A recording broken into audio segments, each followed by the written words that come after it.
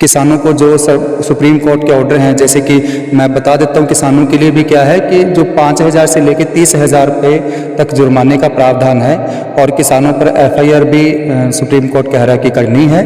और उसके बाद जो उनको 2 साल तक जो गवर्नमेंट का एमएसपी रेट होता है, मिनिमम स्पॉट प्राइस है, उस पर किसान फसल नहीं बेच पाए। सैटेलाइट तो है ही है, वो तो मतलब उसने तो निगरानी रखनी है, लेकिन उससे क्या हम चाहते हैं कि किसी किसान का नुकसान ना हो। सैटेलाइट ने तो अपना काम करना ही है, वो तो 24 घंटे पहले थोड़ा कम था, इस बार ज़्यादा सख्ताई है, सैटेलाइट ज़्यादा बार आएगी।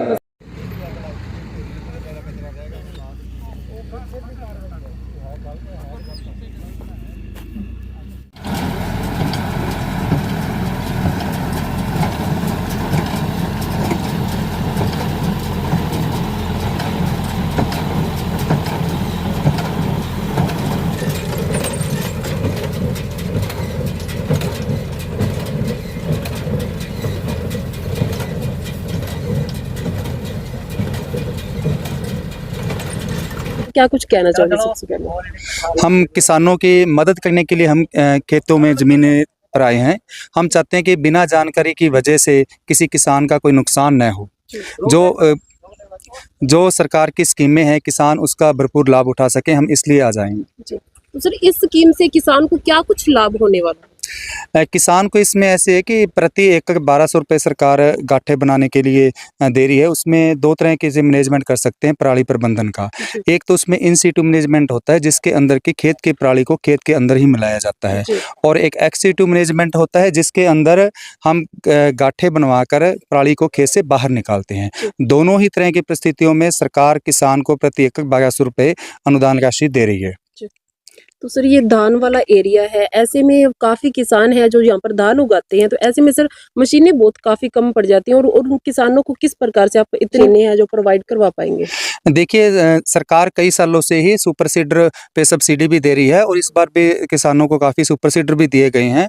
और जो बेलर्स की बात है, पिछले सालों में भी दिए गए हैं और इस साल भी सब्सिडी पे दिए गए हैं। तो इसके साथ साथ जो दूसरे स्टेटों से, जैसे हमारे साथ लगता है पंजाब स्टेट है, वहाँ से भी बेलर आ जाते हैं जब कटाई के पीक सीजन पर आता है।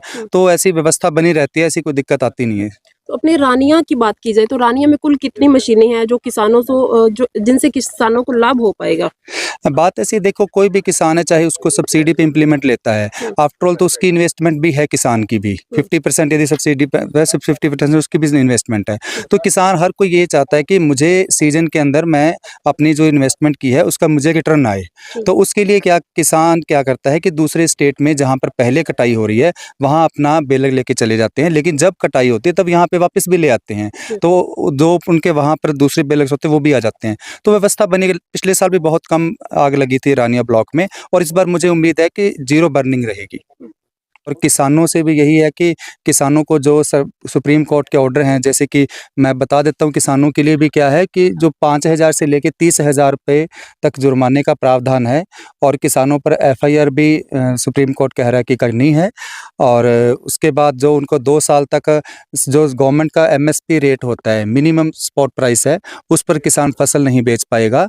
तो इन सब चीज़ों से बचने के लिए हम हर गाँव में जाकर जो एक्टिविटीज़ हैं, स्कूल लेवल एक्टिविटी है या कॉलेज की एक्टिविटीज़ हैं इस स्कीम को लेकर, या फिर उसके आप कह लीजिए कि कैंप्स हैं विलेजेस में, किसानों से मिलकर उनसे कैंप ऑर्गेनाइज कर रहे हैं। तो मतलब हम पूरा प्रचार कर रहे हैं, और सोशल मीडिया का भी हम यूज कर रहे हैं, ताकि किसानों तक जो जानकारी है सरकार की हर इस स्कीम की अच्छे से पहुंचे और किसानों का नुकसान न हो। किसानों का यही कहना है कि हर मार किसान को ही मारी जाती है, चाहे सरकार की बात की जाए, चाहे कुदरत का कहर हो, वो हर मार किसान को झेलनी पड़ती है।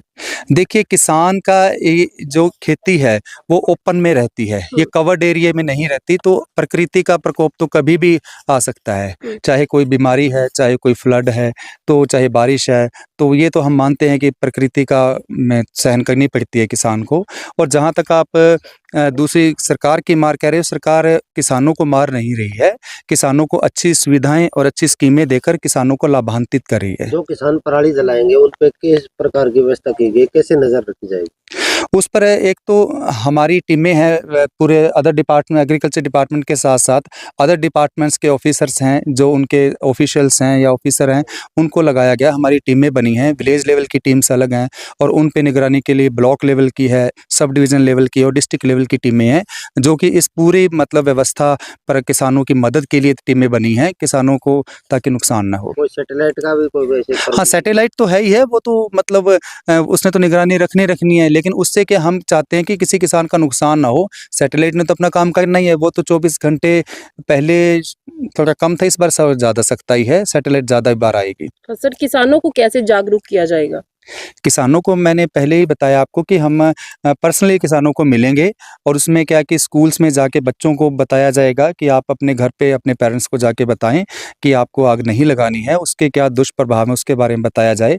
और जो अपना स्कूल कैंप्स लगाए जाएंगे, फार्मर्स के से हम डायरेक्टली संपर्क में हैं, जो ग्राम की पंचायतें हैं हम उनसे संपर्क में रहेंगे, तो मतलब मुझे लगता है व्यवस्था हो जाएगी, कोई दिक्कत नहीं आज आएगी। आपने कितनी जगह जाकर निरीक्षण किया है जिसमें ये कांटे वगैरह बनाए जाते हैं? देखिए अभी मुझे लगता है कि हमारे ब्लॉक में 1% भी कटाई नहीं हुई है, लेकिन जहाँ-जहाँ हो रही है वहाँ-वहाँ हमारी टीमें पहुँच रही हैं।